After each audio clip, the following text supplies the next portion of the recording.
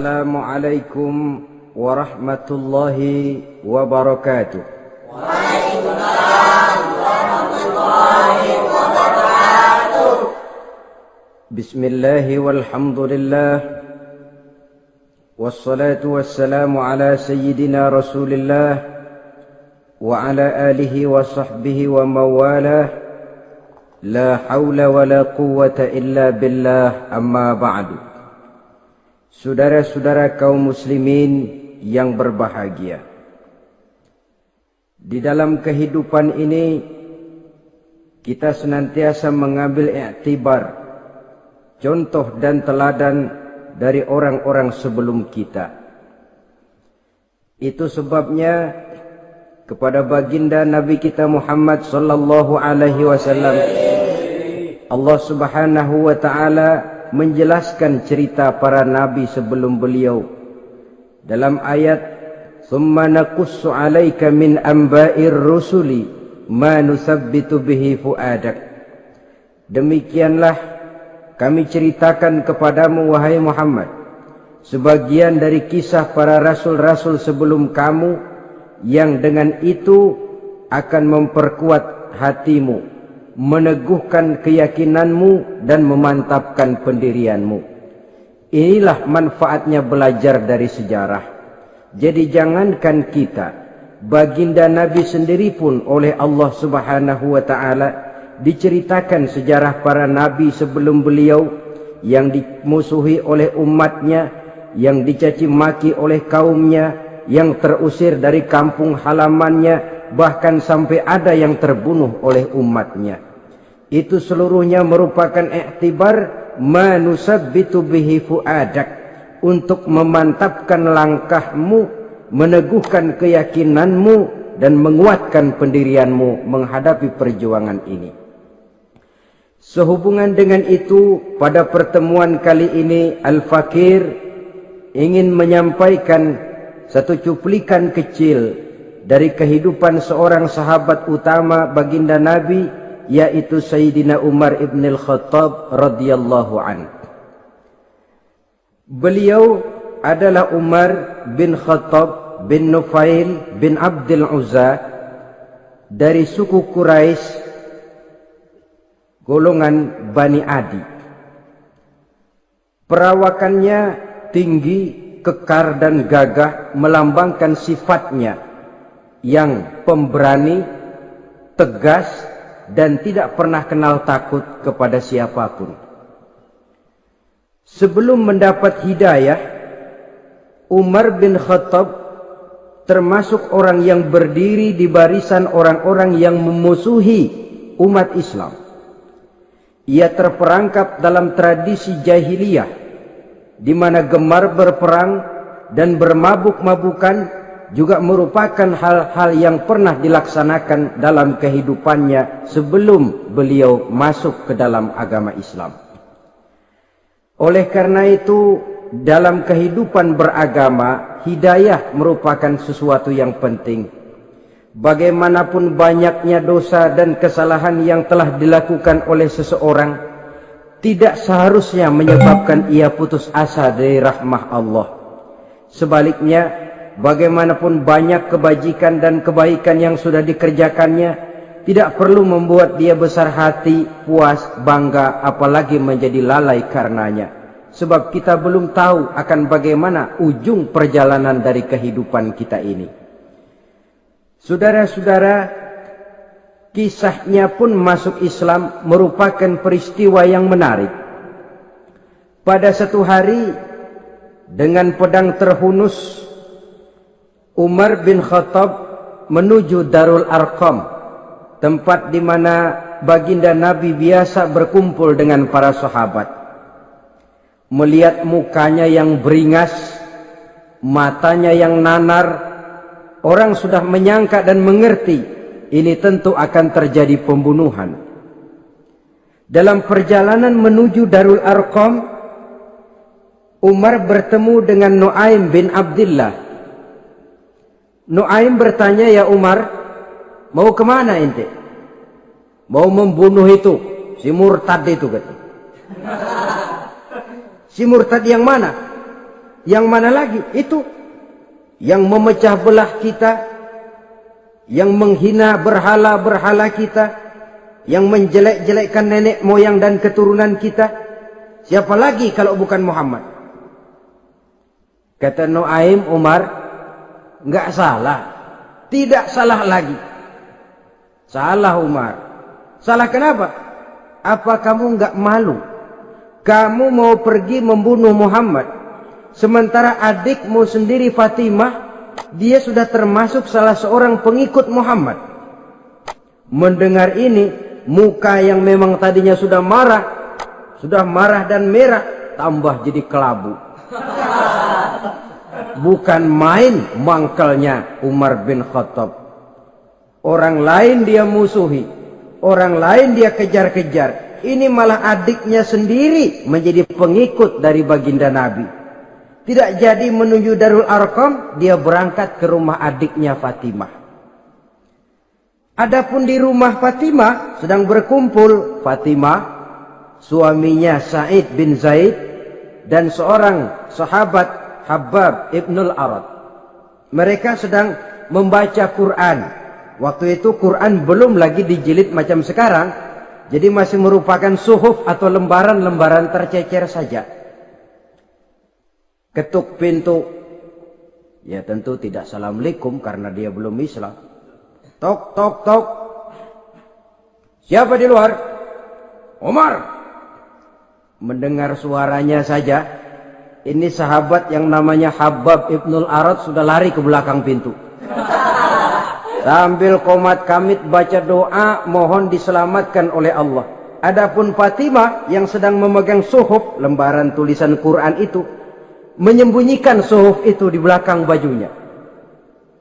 Umar masuk.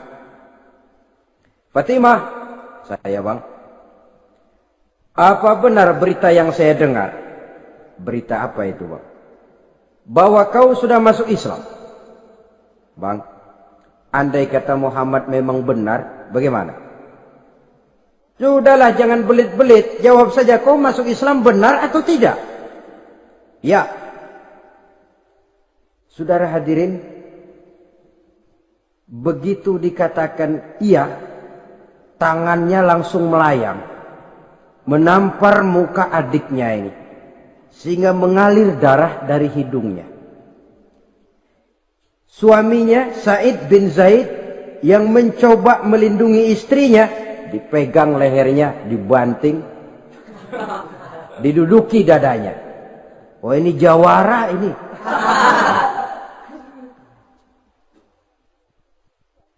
Namun pada saat sedemikian, suara kebenaran terpantul dari mulut Fatimah, adik dari Umar bin Khattab ini.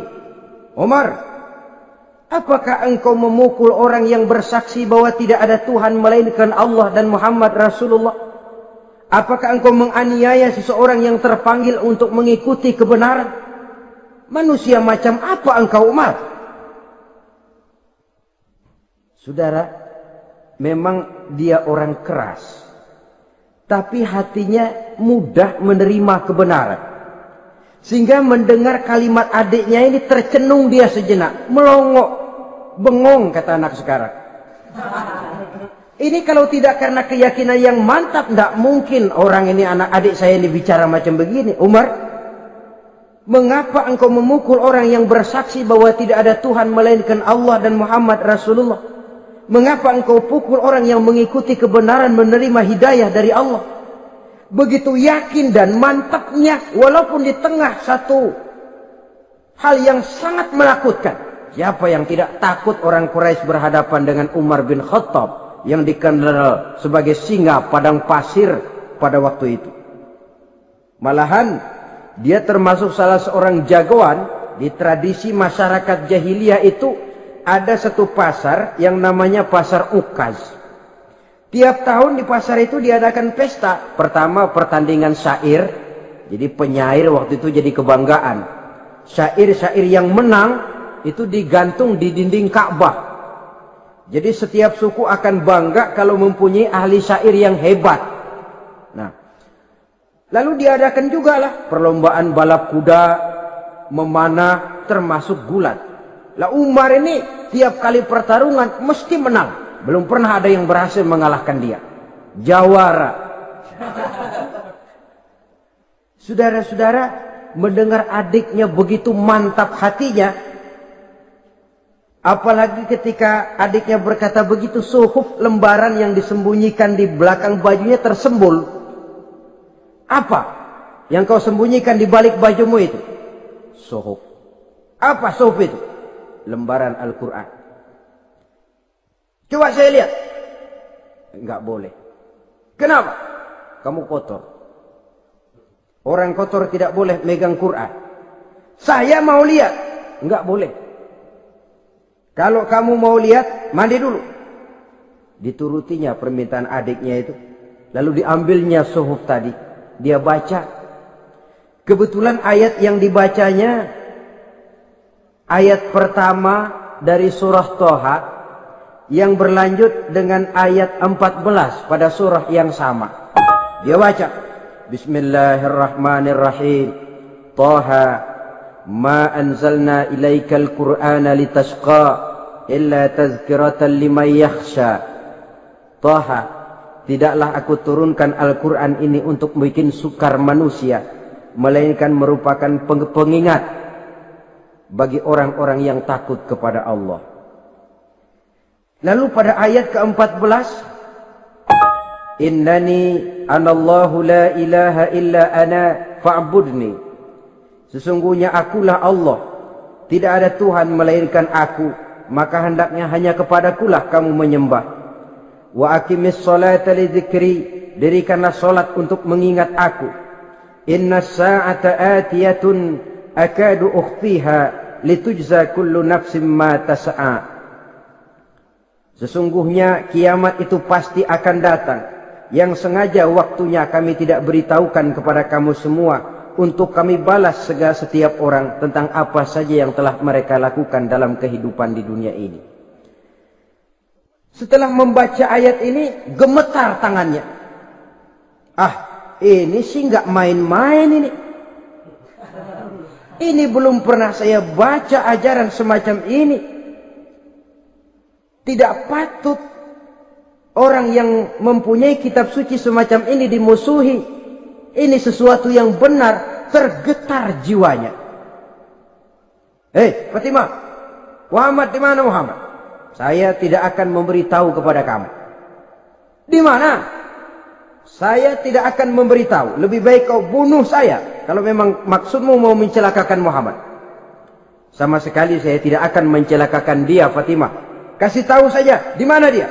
Darul Arqam. Bergegas dia menuju Darul Arqam. Di dalam Nabi memang sedang kumpul dengan para sahabat. Termasuk ada Sayyidina Hamzah yang juga terkenal jawara juga. Ketuk pintu. Ketuk pintu. Siapa di luar? Umar. Di dalam ini geger sebagian sahabat. Umar datang ini pasti bencana. Umar datang, wah, kalau istilah kampung, kerok dan urusan.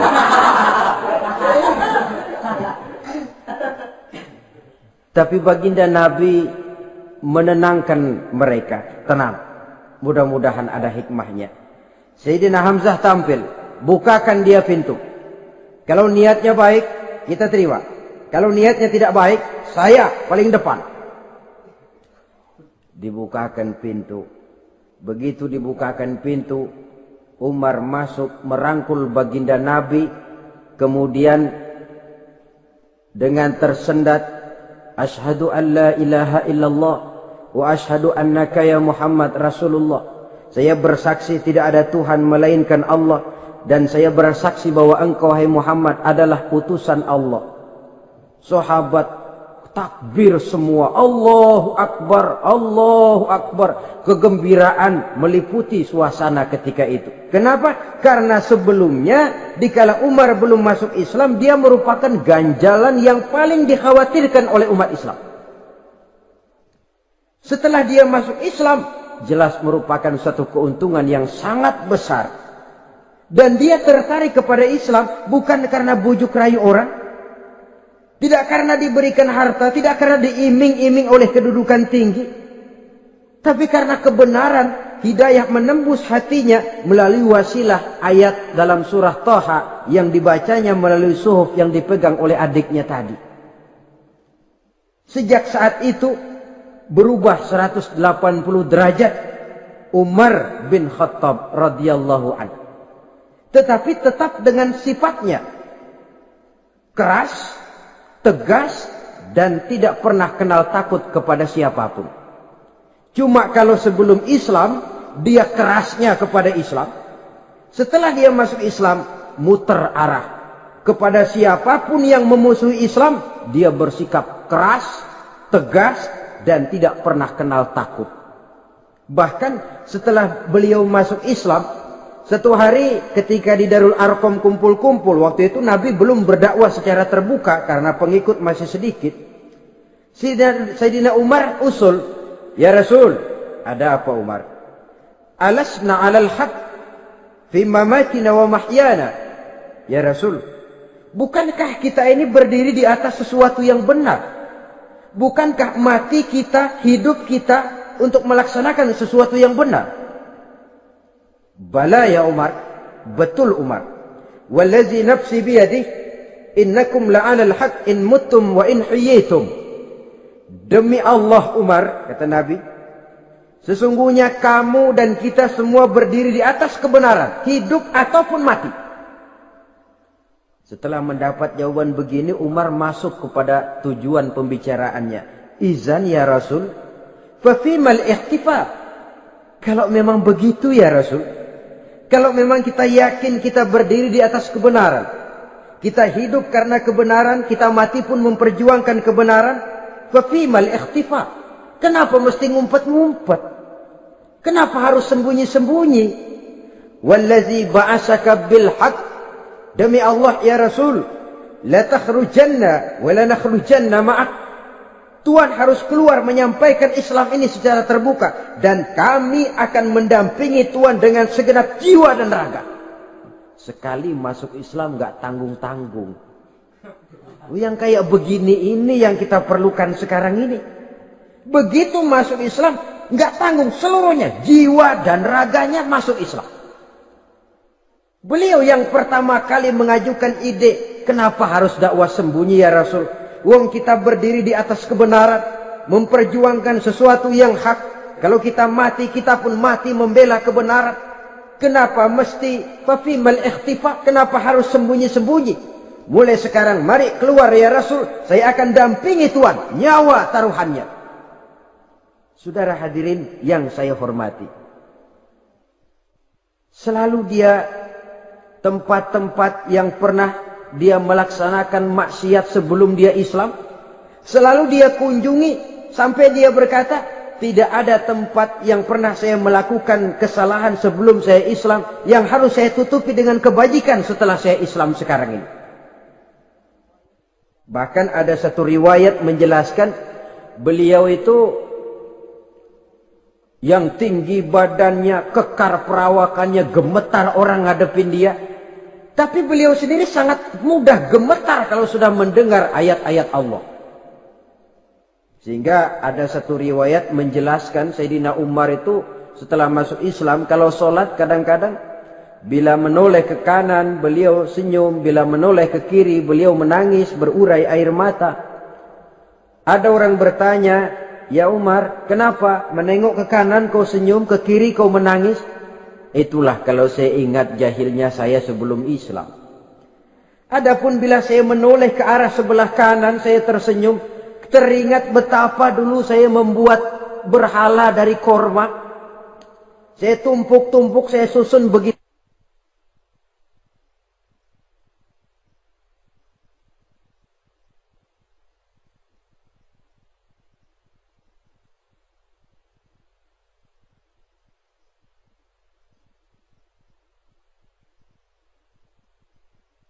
Itu rupa, setelah saya sembah saya makan itu korma. Gagah betul saya waktu itu, sampai Tuhan pun saya makan. Adapun kalau saya menoleh ke kiri teringat putri kesayangan saya yang terbawa oleh tradisi jahiliyah, takut menanggung aib, merasa malu mempunyai anak perempuan sampai dia terkubur hidup-hidup. Berurai air mata saya mengingat semua itu. Padahal Nabi sudah memberikan jaminan.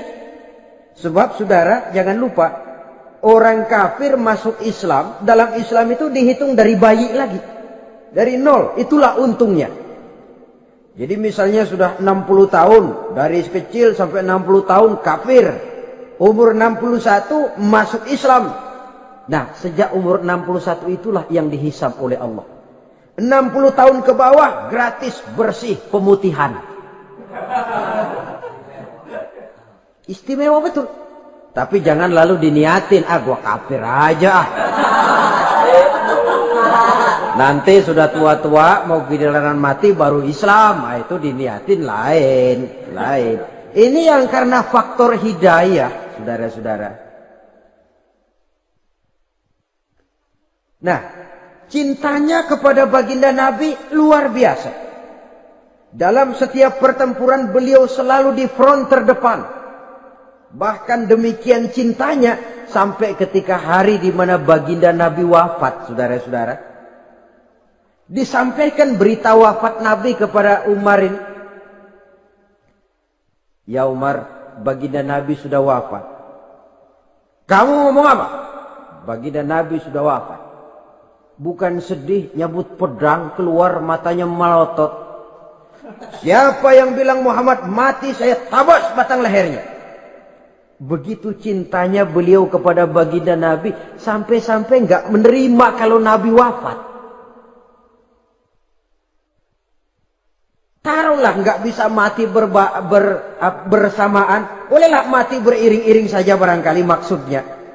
Saudara-saudara, cabut pedang, kelayaban kemana-mana. Ayo, siapa ngomong Muhammad mati, saya tabas batang lehernya. Sampai bertemu dengan Sayyidina Umar, Sayyidina Abu Bakar. Di tempat orang banyak, Sayyidina Abu Bakar yang bijaksana ini pidato. Ayuhan nas, man kana ya'budu Muhammadan fa inna Muhammadan qad mata wa man kana ya'budu Allah fa inna Allah hayyun la yamut. Wahai manusia, barang siapa yang menyembah Muhammad, maka Muhammad sudah mati.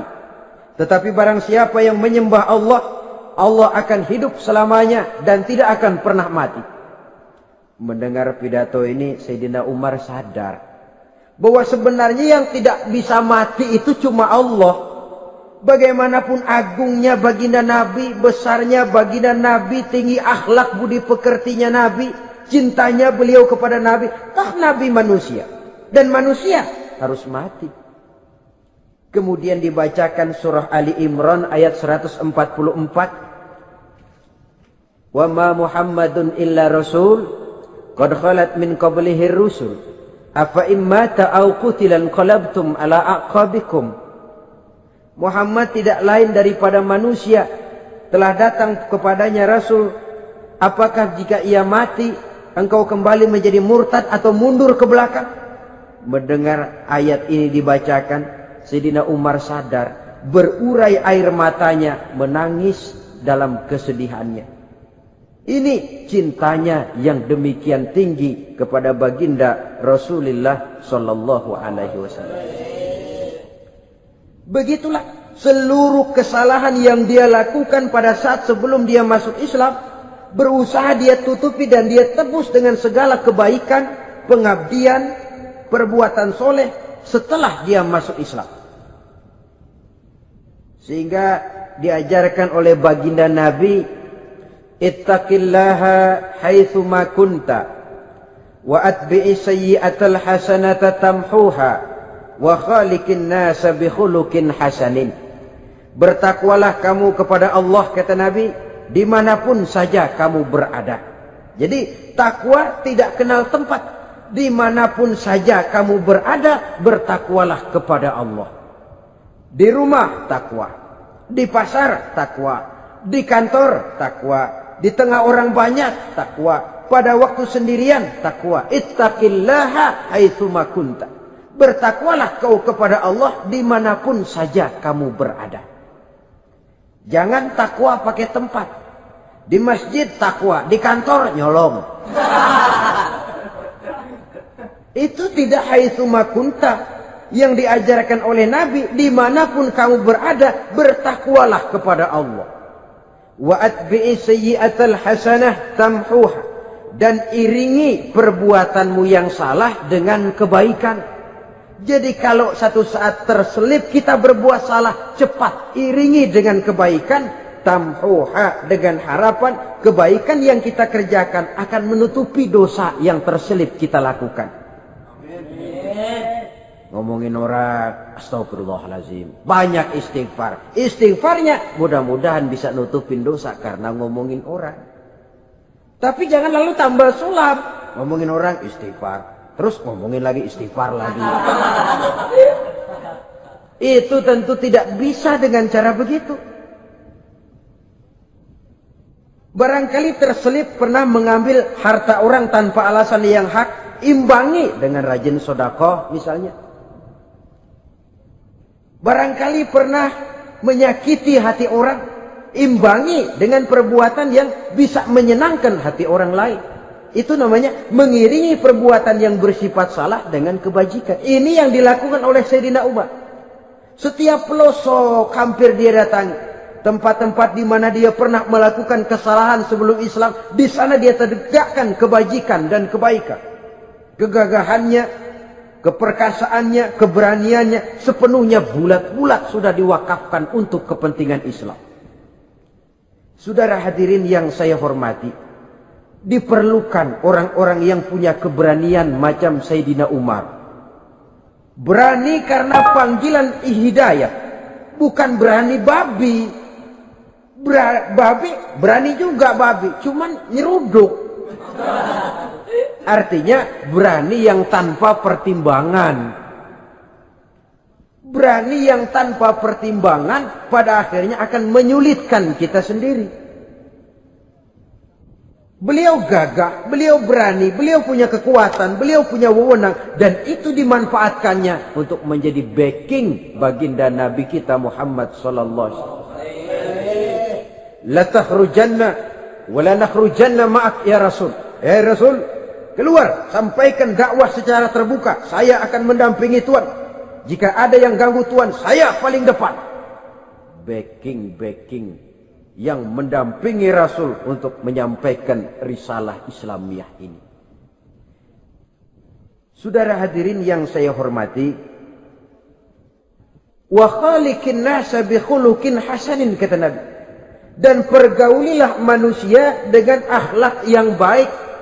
Karena dengan ini kau bisa mengambil hati orang. Dalam hadis lain katakan, innakum la tas'una an-nasa bi amwalikum walakin yas'uhum minkum bastul wajhi wa husnul khuluq.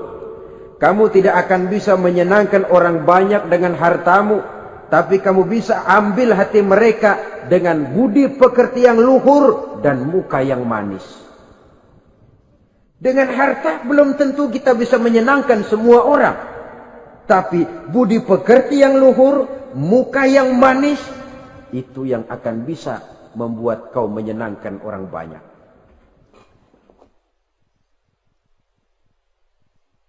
Setelah baginda Rasul wafat, pernah ketika berkumpul, Sayyidina Abu Bakar berkata kepada Sayyidina Umar, "Ya Umar, saya baiat kamu untuk menjadi khalifah." Jawab beliau, "Sayalah yang akan membaiat Tuan. Tapi Anda lebih utama dari saya Umar. Keutamaan saya akan saya berikan kepada Tuan untuk mendukung kekhalifahan Tuan." Di sini kelihatan wataknya yang tidak ambisius. Gagah, berani, perkasa, tapi tahu diri. Enggak nyelonong. Tidak menggunakan kekuasaannya, kegagahannya untuk maksud yang sewenang-wenang. Oleh karena itu setelah Sayyidina Abu Bakar wafat, beliau dilantik menjadi khalifah, keluarlah pidatonya yang terkenal. Ayuhan nas, inni qad wullitu alaikum, walastu bi khairikum. Hai manusia, aku telah dipilih menjadi pemimpin kamu. padahal aku bukanlah orang yang terbaik di antara kamu. Kalau tidaklah karena aku melihat keutamaan, keteguhan yang dapat melindungi kalian, berat rasanya aku memikul amanah ini. Sebab apa? Alangkah beratnya menunggu datangnya perhitungan di akhirat nanti terhadap Umar. Ini yang jadi motifnya memegang jabatan khalifah. Sungguh berat bagi Umar menunggu datangnya saat perhitungan. Sehingga seolah-olah kalau bisalah jadi Umar bin Khattab saja, jangan jadi khalifah kalau bisa. Tapi moya umat sudah kadang memilih. Sehingga benar kalau dalam satu hadis Nabi pernah mengajarkan jangan memberikan satu jabatan kepada orang yang memintanya. Sebab orang kalau sudah minta jabatan, apalagi pakai jilat-jilat, pakai upeti-upeti, tentu ada tendensinya. Ada batu di balik udang. Kalau udang di balik batu kan mungkin nggak kelihatan, tapi kalau batu di balik udang kelihatan betul itu. Ada maunya, ambisinya. Jangan memberikan satu jabatan kepada orang yang memintanya. Seakan di batinnya Sayyidina Umar menyesali. Kenapa Umar nggak jadi Umar saja, kok mau jadi khalifah gitu. Alangkah berat perhitungan buat saya di akhirat nanti. Nah, setelah jadi khalifah, sebagai satu i'tibar, saya akan mencoba mengemukakan beberapa sifatnya yang menonjol untuk pelajaran buat kita semua. Pertama, sikapnya terhadap keluarganya setelah beliau menjadi khalifah. Kedudukan sebagai keluarga Umar bin Khattab bukan merupakan kedudukan istimewa. Itu ditanamkan betul kepada keluarganya. Jangan karena bapakmu khalifah lalu mentang-mentang anak khalifah kau merasa dapat fasilitas, merasa bisa berbuat semau-maumu, kau harus punya tanggung jawab dan beban moral, memberikan contoh yang lebih baik kepada rakyat. Ini yang ditekankan kepada keluarganya. Kalau beliau mau mengeluarkan undang-undang, undang-undang itu lebih dahulu dibicarakan di tengah keluarganya, kumpul anak-anaknya, ini akan ada undang-undang begini. Siapa di antara kalian mau mentaati, persilakan. Yang tidak pun persilakan. Tapi saya ingatkan, kalau ada dari keluarga Umar yang melanggar peraturan yang saya keluarkan ini, saya akan menghukumnya 2 kali lipat karena dia keluarga saya. Menghukumnya 2 kali lipat karena dia keluarga saya. Jadi bukan mentang-mentang anak babe, lalu kebal hukum. Tidak. Siapa yang diantara kalian melanggar peraturan ini, akan aku kenakan hukuman 2 kali lipat karena dia keluargaku. Nah, saudara hadirin yang saya hormati, lalu berwibawa, dijaga betul keluarganya. Suatu hari beliau datang ke rumah putranya Abdullah bin Umar. Ketika masuk dilihatnya Abdullah bin Umar sedang makan daging. Makan daging. Merah muka Umar. Mentang-mentang anak khalifah ya. Mentang-mentang anak Amirul Mukminin ya, kamu makan daging. Lihat tuh rakyat kita masih banyak yang kelaparan, makan daging, makan roti keras. Padahal itu halal. Sesuatu yang diperoleh dengan usahanya sendiri. Tetapi begitu hati-hatinya Umar untuk menjaga pandangan orang. Keluarga khalifah merupakan beban moral sebab akan dijadikan contoh oleh rakyatnya. Mentang-mentang anak khalifah ya makan daging. Lihat tuh rakyat, roti keras digarotin. Lain saat beliau pergi ke satu pasar. Di situ dilihat ada sapi gemuk-gemuk. Tempat lain sapinya kurus-kurus. Tanya, ini yang gemuk-gemuk sapi siapa? Sapi Abdullah bin Umar. Sapi anaknya. Panggil Abdullah bin Umar, suruh sini. Datang anaknya itu. Abdullah bin Umar, bagaimana ceritanya sampai ini? Begini, Bapak. Dahulu itu dengan uang saya beli sapi kurus-kurus. Lalu saya rawat. Saya berikan upah orang untuk merawat sapi-sapi itu. Sampai sekarang dia menjadi gemuk. Akan saya jual dan keuntungannya tentu sesuatu yang halal. Subhanallah, kata Umar. Kau ini anak Amirul Mukminin. Jual sapimu. Ambil modalnya, untungnya, masukkan Baitul Mal untuk urus kepentingan orang Islam. Dia nggak mau anaknya terlibat bisnis, dompleng kekuasaan ayahnya. Karena mentang-mentang anak khalifah lalu segala macam bisnis lancar. Orang takut karena apa? Anak babe. Ada lagi. Pada waktu pembagian harta ghanimah, putri beliau yang namanya Hafsah, ini adalah istri baginda Nabi, meminta bagian. Kaum kerabat ayah, ini kerabat khalifah, kitalah dulu kerabat. Kalau kau kerabatku, maka jatahmu nanti dari ayahmu. Harta ini masih lebih banyak dibutuhkan oleh orang-orang Islam. Nanti belakangan kalau ada sisanya. Belakangan kalau ada sisanya. La haula wala quwata illa billah.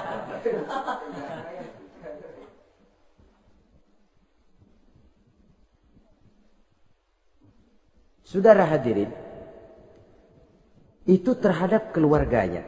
Kemudian apa sifat-sifat yang menonjol dari kepemimpinannya? Pertama, kesederhanaannya. Beliaulah satu-satunya khalifah, Amirul Mukminin, setingkat presiden kalau sekarang, yang punya jubah cuma 2 dan 1 pun punya anaknya. Tambelan lagi. Pernah sholat Jumat terlambat. Beliau naik mimbar untuk khutbah, sebelumnya minta maaf dulu. Saudara-saudara, maaf saya terlambat nungguin baju kering. Seorang khalifah nungguin baju kering. Sederhana dalam kehidupannya. Mari kita ambil satu cerita lagi. Pada waktu beliau jadi khalifah, yang diangkat jadi gubernur di Mesir adalah Amr bin As. Amr bin As hidupnya lebih mirip kaisar. Istananya besar, pakaiannya bagus-bagus. Nah, yang paling mengganggu pikiran Amr bin As, di sebelah istananya ini ada gubuk reot, kepunyaan orang Yahudi lagi. Ah, ini nggak pantas bener, masa di samping istana gubernur ada gubuk reot. Orang Yahudi lagi yang punya. Ini mesti, udah, bikin saja rencana, panggil dinas tata kota, bikin planning. Di sini mau dibangun masjid, proyek negara. Bikin gambarnya, susun anggarannya, tender. Saudara-saudara, si Yahudi yang punya gubuk reot dipanggil. Yahudi, ada apa, Pak? Kamu tahu nggak? Enggak. Iya, memang belum saya kasih tahu.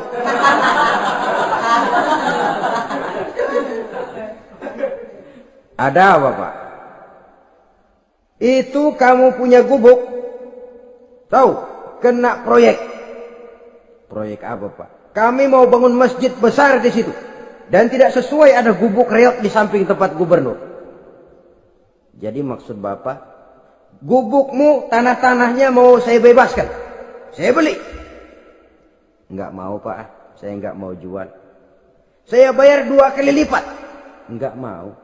3 kali lipat. 6 kali lipat juga enggak mau, Pak. Saya dari muda peres keringat banting tulang cuma segitu-gitunya, Pak, tempat saya tinggal. Gubuk reot sama tanahnya sedikit. Makmur saya, Pak, cuma rumah sama sumur.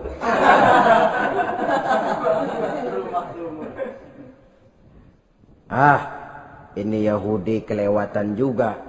Akhirnya turun perintah, sudah, kalau dia nggak mau dibebaskan, gusur saja, tarik, ambil bulldozer. Digusur. Yahudi ini berurai air matanya. Aduh, begini jadi rakyat kecil, udah jatuh ketiban ember lagi. Tapi pikir-pikir Amr bin As kan bukan yang paling atas. Dia kan cuma pejabat, masih ada atasannya lagi. Lapor lapor. Yahudi ini berangkat ke Madinah. Bayangkan dari Mesir ke Madinah. Jalan. Di sepanjang jalan dia pikir membanding-banding. Kalau gubernurnya saja istananya begitu mewah, apalagi khalifahnya. Kalau gubernurnya galak main gusur, apalagi khalifahnya. Dan saya bukan orang Islam, apa dia lemin ngadu? Apa dapat tanggapan? Berangkat dia sambil harap-harap cemas. Sampai di pintu kota Madinah, dia temui orang lagi tidur di bawah pohon korma. Selamat siang Pak. Ada apa? Pak. Apa? Mau lapor. Lapor apa? Bapak tahu Khalifah Umar bin Khattab? Tahu? Istananya di mana Pak? Istananya di atas lumpur. Di atas lumpur. Di atas lumpur. Pengawalnya banyak Pak. Banyak. Siapa Pak? Yatim piatu, janda-janda tua, orang-orang miskin, orang-orang lemah, itu pengawalnya. Pakaian kebesarannya apa sutra apa Pak? Pakaian kebesarannya malu dan takwa. Saya nggak ngerti Pak. Itulah Umar bin Khattab. Lalu orangnya sekarang di mana Pak? Di depan ente. Rupanya yang dia tanya itulah orangnya. Gemeter Yahudi ini, keringat bercucuran. Coba, istananya di atas lumpur. Sebab beliau berprinsip, bagaimana saya bisa menghayati nasib rakyat kalau saya tidak merasakan apa yang mereka rasakan? Bagaimana saya nggak bisa tahu sakitnya lapar kalau saya belum pernah kelaparan? Itu prinsipnya. Istananya di atas lumpur. Para pengawalnya yatim piatu, janda-janda tua, orang-orang miskin, orang-orang lemah dan tidak mampu. Dan pakaian kebesarannya malu dan takwa. Kamu dari mana? Dari Mesir Pak. Ada apa? Mau laporan gubernur Bapak di Mesir yang namanya Amr bin As. Kenapa? Main gusur aja Pak. Ceritanya? Iya, dia mau bangun masjid. Kebetulan di areal itu saya punya tanah sama gubuk segitu-gitunya. Saya nggak mau dibeli, digusur Pak. Saya mau mencari keadilan. Begini. Kamu lihat tempat sampah itu? Lihat. Di situ banyak tulang. Coba kamu ambil kemari satu. Tulang unta, bawa sini. Bingung Yahudi. Pak, saya kemari mau cari keadilan. Kalau tulang mah di Mesir juga banyak Pak. Sudahlah, pokoknya kau ambil saja tulang itu. Dicoker-coker dapat dikasih. Tulang itu digaris lurus oleh Sidina Umar dengan ujung pedang. Red. Nah, nih, kau bawa kepada Amr bin As. Makin bingung itu Yahudi. Suruh bawa tulang cuman digaris. Nanti saya ngomong apa Pak? Sudahlah, kasih saja. Pulang dia. Sampai di Mesir. Tuan Gubernur, ada apa? Saya baru menghadap khalifah. Kemudian beliau sampaikan ini, dikasih tulang. Amr bin As ngelihat tulang ada goresan lurus dengan ujung pedang, gemetar. Badannya keluar keringat dingin. Panggil kepala proyek. Proyek batal. Masjid nggak jadi didiriin. Itu gubuk Yahudi diriin lagi. Ini Yahudi makin bengong. Ini gubernur dapat tulang doang segitu takutnya.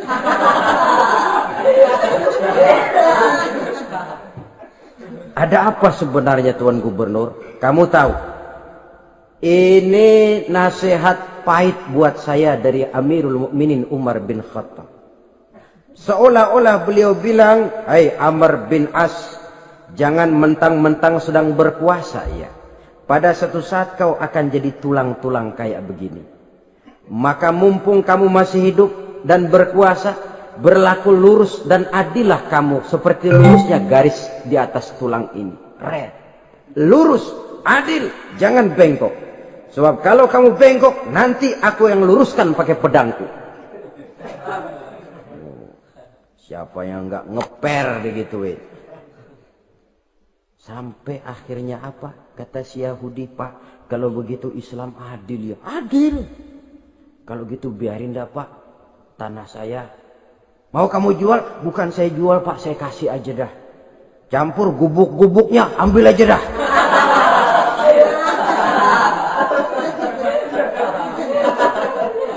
Masuk Islam si Yahudi ini oleh karena keadilan dari Umar bin Khattab. Begitulah kesederhanaan hidupnya. Sampai saudara, yang ironi betul, pernah Utsman bin Affan, Ali bin Abi Thalib, Thalhah dan Zubair kumpul mendengar berita bahwa Sayyidina Umar ini punya hutang. Bayangkan, seorang khalifah untuk melangsungkan hidupnya sampai punya hutang. Padahal Baitul Mal di bawah kekuasaannya. Berunding Utsman, Ali, Thalhah, Zubair. Kalau kita langsung ngomong sama Umar nggak enak dong, dia nggak bakalan terima. Lewat putrinya aja, Hafsah. Baik. Hafsah ngomong sama Umar, Abah, kenapa? Bagaimana kalau honor Abah ditambah, ditingkatkan supaya hutang bisa ketutup? Hafsah, saya Abah. Siapa yang nyuruh kamu ngomong begitu? Enggak ada. Ada. Saya tahu ada ini. Kalau enggak ada kamu enggak mungkin ngomong begitu. Tapi orangnya kalau saya tuntut mereka mungkin enggak mau. Sekarang saya mau tanya Hafsah, kau kan istri Rasul, betul? Nah, saya mau tanya, suamimu makanannya apa? Daging? Bukan. Roti. Tempat tidurnya kasur empuk? Bukan. Kain kasar yang kalau musim panas kami bentangkan, kalau musim dingin separuh buat tidur, separuh buat selimut. Pakaian yang dibelikan untukmu berapa banyaknya? Cuma 2. Nah, itu guru saya. Orang yang paling saya cintai dan itu yang saya ikuti. Bahkan setelah beliau wafat, Sayyidina Umar ini hutangnya ditanggungkan kepada anaknya Abdullah bin Umar dan itu pun dilunasi dengan menjual rumahnya. Sehingga rumahnya itu disebut Darul Qadha, rumah bayar hutang. Begitu kesederhanaannya. Jadi nggak pakai aji mumpung jadi khalifah lalu kayak ikan gurita, tangan yang mana aja megang. Itu kan mental monyet. Monyet itu kan begitu. Tangan megang kiri kanan, mulut ngawal, kaki megang, temennya dikasih masih ngerampas juga. Monyet rakus betul itu. Itu kesederhanaannya. Kenapa kesederhanaan ini timbul? Karena sikap zuhudnya. Zuhud itu tarkud dunia li ajlil akhirah. Orang yang mengambil dunia hanya yang diperlukan dengan lebih mengutamakan kehidupan akhirat. Watak zuhudnya yang sangat menonjol. Dialah pahlawan yang paling berani di medan perang. Dialah imam yang paling khusyuk di masjid. Dan tidak jarang kalau sholat sendiri, begitu membaca ayat yang menceritakan neraka, nangis berurai air matanya. Saudara hadirin ma'asyiral muslimin rahimakumullah. Jadi kesederhanaan dan kezuhudan ini bukan lewat teori disampaikan oleh Umar, bukan lewat penataran seluruh aparat, tidak, lewat contoh konkret. Inilah saya, contoh sederhana dan zuhud. Bagaimana saya akan bisa merasakan penderitaan kalau saya sendiri tidak pernah menderita? Bagaimana saya akan tahu sakitnya lapar kalau saya belum pernah kelaparan? Maka tanpa penataran, tanpa upgrading segala macam, berhasil karena prinsip keteladanan. Beliau jadi contoh utama. Dan sumber utamanya tentu tidak lain karena contoh dari baginda Nabi besar Muhammad sallallahu alaihi wasallam. 2, sederhana. Yang kedua, zuhud. Yang ketiga, sifat yang menonjol dari kekhalifahannya adalah adil. Kalau sudah bicara soal hukum, dia tidak pernah kenal kompromi. Adalah seorang pemuka Nasrani masuk Islam. Namanya Jabalah bin Aiham. Ketika dia bikin haji, kain ihramnya keinjak orang Arab yang hitam. Badui. Jengkel. Dia merasa bekas tokoh. Enak aja nih orang udah jelek nginjak lagi. Ditempeleng orang tadi. Orang ini lapor kepada Umar. Panggil Jabalah bin Aiham. Panggil. Kau ditampar? Betul Khalifah. Tampar dia. Tampar lagi. Dipukul orang itu. Di depan Sayyidina Umar. Jadi tidak karena kau ini bekas kepala suku, kau ini bekas orang terhormat, lalu ada kebijaksanaan yang tidak bijaksana. Kebijaksanaan yang akhirnya jadi tidak bijaksana. Dan itu memang sudah dimulai dengan memblokir keluarganya. Tidak satu keluarganya pun yang boleh mempunyai perasaan bahwa menjadi keluarga khalifah merupakan fasilitas dan keuntungan. Kau jangan makan di atas punggungku. Kau jangan menikmati fasilitas di atas keringatku. Dan tidak ada keinginan mewariskan jabatan khalifah kepada anak-anaknya. Pernah beliau musyawarah. Saya bingung. Kenapa khalifah? Gubernur Kufah ini sulit nyari orang. Diangkat yang lemah, rakyat ngeluh. Diangkat yang keras, rakyat juga ngeluh. Ada calon khalifah. Kalau ini mah nggak salah lagi nih buat gubernur Kufah. Siapa? Abdullah bin Umar. Anak beliau sendiri. Melotot matanya. Jangan macam-macam kau. Cukup satu orang Umar memegang jabatan ini. Kalau berhasil, kami keluarga Umar sudah merasakannya. Kalau gagal, cukup kegagalan seorang Umar.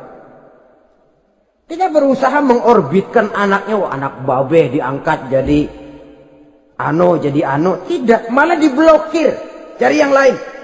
Tapi Abdullah bin Umar cukup syarat ya khalifah, dia orang bertakwa dan soleh. Yang takwa dan soleh bukan cuma anak Umar, anak orang lain juga banyak yang takwa dan soleh. Itu prinsipnya. Sehingga ketegasannya ini membuat orang jadi sungkan. Dan tidak seorang pun berani kirim-kirim upeti hadiah. Pernah itu ada pejabat dari Azerbaijan kirim makanan, kue, mending apa? Kue. Gitu dicicipi enak. Enak juga ya kue ini. Enak khalifah. Ini di sana apa makan rakyat biasa? Bukan, ini makanan orang-orang VIP. Nah, dibungkus lagi itu kue. Dibungkus. Ontamu mana? Di luar. Ambil, bawa pulang, serahkan lagi kepada gubernur di sana. Kasih tahu salam dari Umar bin Khattab. Kenyangkan dulu rakyat dengan makanan seperti ini. Kita belakangan. Jadi kalau rakyat lapar, saya orang pertama yang akan merasakan kelaparan. Tapi kalau rakyat makmur, biarlah saya menjadi orang terakhir yang kenyang. Kan bagus prinsip itu. Jikalau rakyat kelaparan, saya akan jadi orang pertama yang merasakan lapar. Tapi kalau rakyat makmur, biar saya jadi orang terakhir yang kenyang. Jangan dibalik. Pada saat rakyat kelaparan, dia kekenyangan. Dan selanjutnya, sikap keadilannya ini, saudara-saudara, menyebabkan hukum lalu jadi berwibawa. Pernah, beliau jalan-jalan di lorong kota Madinah. Di tempat yang namanya Harah bersama Aslam. Ada ibu-ibu, anaknya nangis. Lapar ma. Sabar, dikit lagi matang katanya. Emang tuh ibu lagi ngerebus. Bunyi, air ngegulak. Luguk. Umar lihati dari jauh. Belum juga matang. Nih anak dari nangis, lapar, sampai capek nangis, sampai tidur. Anak tidur, Umar samperin. Bu. Yang masak apa sih kok nggak bisa matang? Saya nggak masak apa-apa tuan. Itu pating kerubuk apa? Ketika dibuka ya cuma air saja. Subhanallah, ibu sudah ngebohongi anak ibu sendiri. Habis harus bagaimana tuan? Saya sudah nggak punya makanan untuk dimasak. Sementara perut nggak kenal kompromi. Jalan satu-satunya ya terpaksa anak saya bohongi. Saya bilang sebentar lagi matang sampai dia tidur sekarang ini. Memangnya Khalifah Umar gimana sih ngurusi rakyatnya? Subhanallah, dia orang zalim. Dia yang memegang urusan kami, tapi dia nggak tahu nasib saya. Anak kelaparan, keluarga terlantar. Oh begitu. Iya. Zalim betul Umar bin Khattab itu. Kalau begitu ibu tunggu sebentar. Dia pulang bersama Aslam menuju Baitul Mal. Dia ambil tepung 1 karung, dipikul sendiri. Dipikul sendiri, kata Aslam, ya Khalifah biar saya yang bawa. Jangan. Kenapa Khalifah? Apa kau kira kau sanggup mikul dosa saya di akhirat nanti? Biar saya yang mikul sendiri. Dia bawa ke tempat tuh ibu-ibu. Dia masakin sendiri. Nah bu, sudah matang, persilakan masak. Makan. Alhamdulillah Tuhan. Mudah-mudahan Allah memberkahi Tuhan. Tuhan lebih baik dari Umar bin Khattab yang zalim itu. Memang sebenarnya Tuhan siapa, kata tuh ibu? Saya. Iya. Saya ya Umar bin Khattab yang ibu bilang zalim itu. Gemetar si ibu. Gemetar si ibu. Tapi memang peka dan menghargai kritik orang. Tidak membungkam setiap orang yang nadanya sumbang atau berbeda. Kadang beliau berkata, saya khawatir karena orang terlalu segan dengan saya lalu nggak ada yang berani negor kalau saya salah. Kan begitu biasanya. Karena sudah terlalu segan lalu semuanya orang mau diaminin saja. Asal dibilang nggak benar marah, jengkel. Lalu disingkirin, maunya diiyain, inge kulonuwun. Oke bos. Beliau bilang saya khawatir kalau tidak ada orang yang mau menegur kesalahan saya jika saya terlanjur nanti. Tahu-tahu muncul orang. Demi Allah, saya akan menegur Tuhan dengan pedang saya ini. Cerah mukanya, senyum bibirnya. Alhamdulillah, anak muda, saya memerlukan orang macam kau. Yang berani berkata ya terhadap yang benar dan tidak terhadap yang tidak benar, apa dan bagaimanapun resikonya. Di sini kelihatan sikap beliau menghadapi orang yang berbeda pendapat. Keadilan, keberanian dan ketegasan, cepat menerima kebenaran merupakan serentetan dari sifat-sifat utama beliau sejak masuk Islam sampai menjadi khalifah yang kedua. Bahkan dengan jasa beliau, Islam kemudian tersebar menembus dinding Jazirah Arabia, memasuki Bizantium dan Persia, sehingga beliau juga dikenal sebagai periode Al-Futuhat Al-Islamiyah. Nah, saudara-saudara, inilah cuplikan kecil dari kehidupan seorang agung dan besar yang memang sangat terbatas kata-kata untuk melukiskan kebesaran itu. Namun yang secuplik ini mudah-mudahan menjadi sumbangan moral dalam rangka kita memperbaiki diri menuju kehidupan yang lebih baik. Terima kasih banyak atas segala perhatian. Mohon maaf atas segala kekurangan. Usikum wa nafsi bitaqwallah. Wassalamualaikum warahmatullahi wabarakatuh.